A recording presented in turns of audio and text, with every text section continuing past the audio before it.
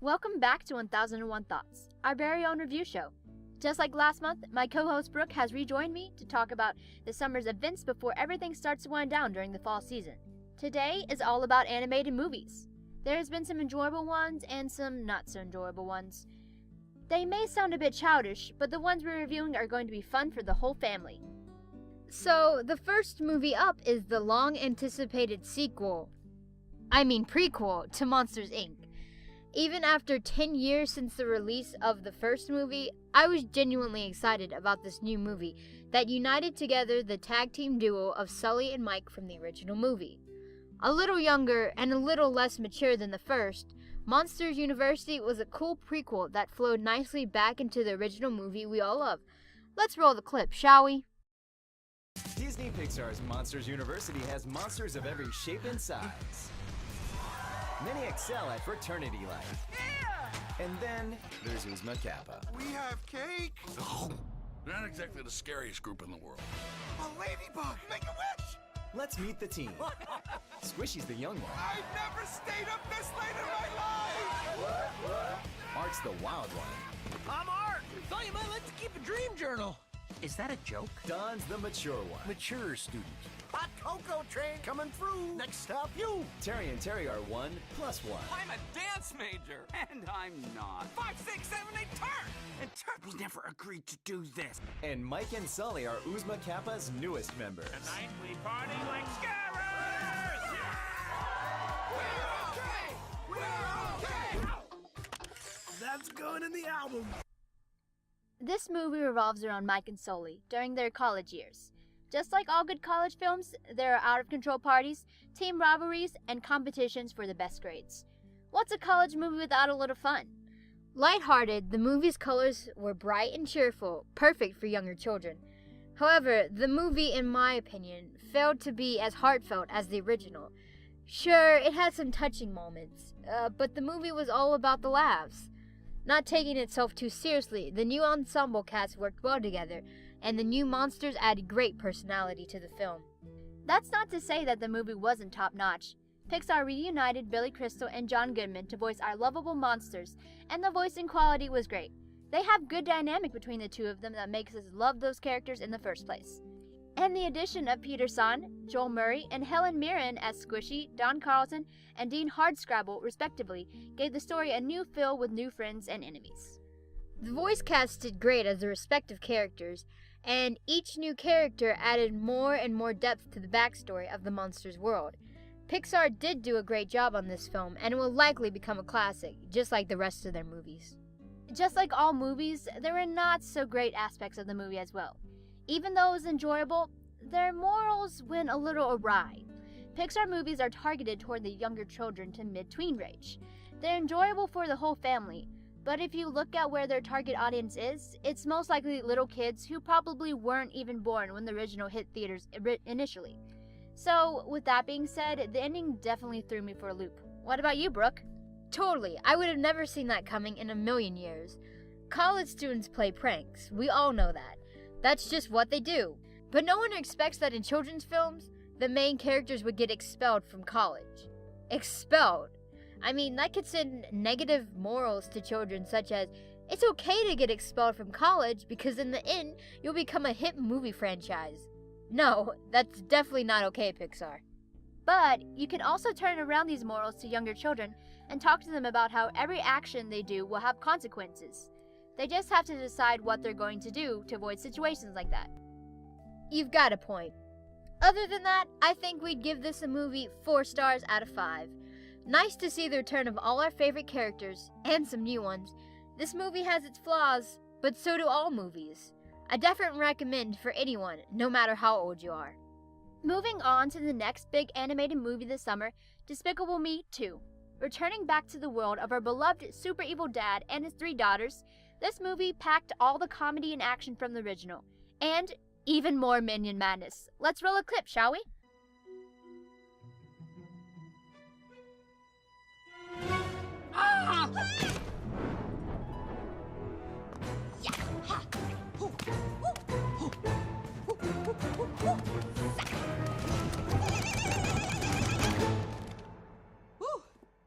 Wasn't expecting that.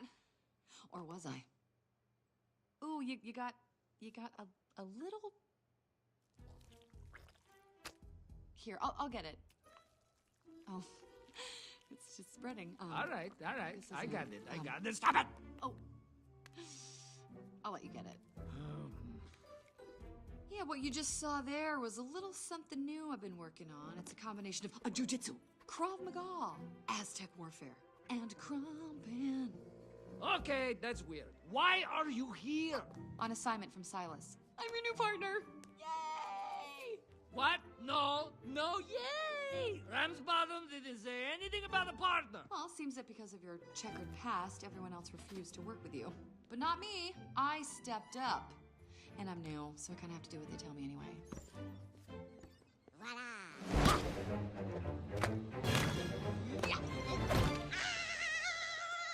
You know this guy? Yes, he's one of my minions. Oh, I'm sorry. I should have known. You're free to go.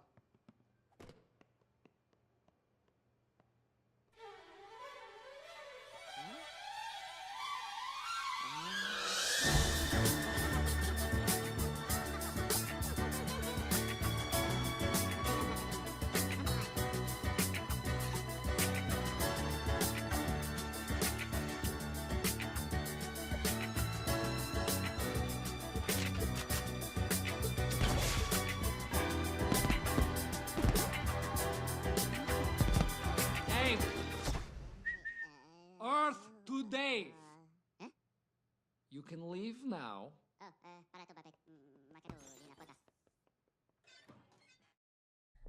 If you love the Minions, then you're in luck. Despicable Me 2 brought back the hilarious little yellow guys in overalls and goggles in an even greater number.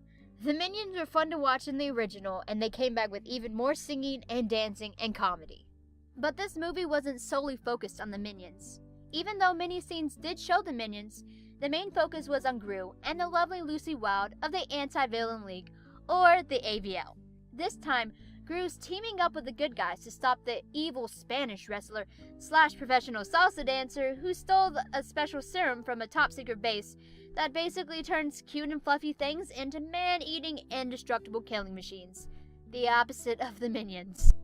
Steve Carell came back to voice Gru with his interesting accent, while Kristen Wiig, who played Miss Hattie from the original movie, played Lucy.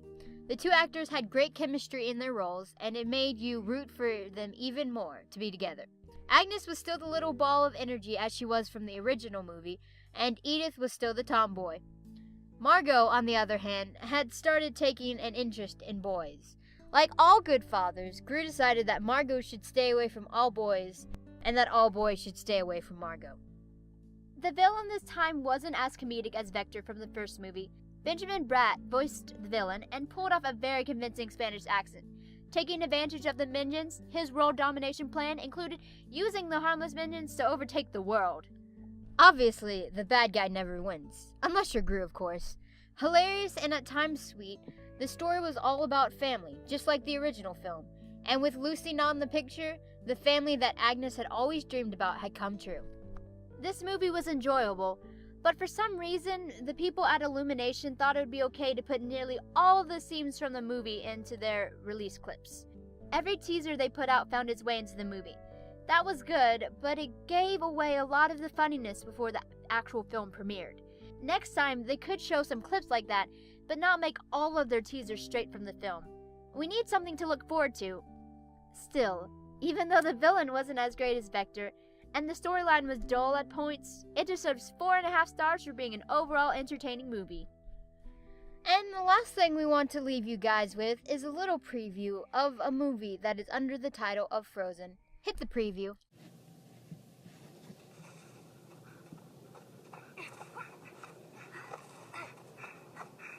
Whoa! Stop!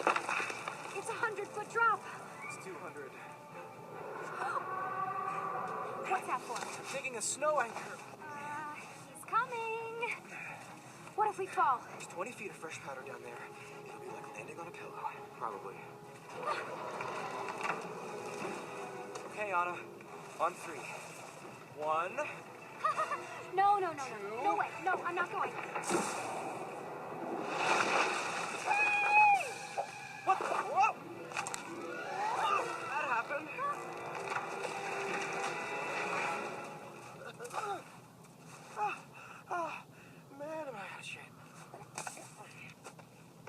There we go.